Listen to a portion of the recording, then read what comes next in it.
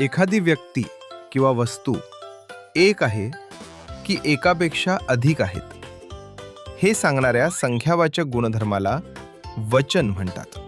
मराठी व्याकरणात वचनाचे दोन प्रकार आहेत, एकवचन आणि अनेक वचन.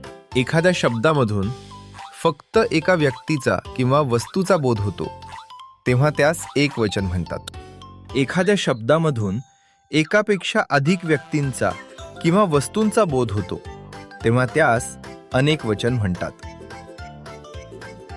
एक आकृती अनेक आकृत्या, एक आंबा अनेक आंबे, एक ओढणी अनेक ओढण्या, एक कावळा अनेक कावळे, एक काटा अनेक काटे, एक नदी अनेक नद्या.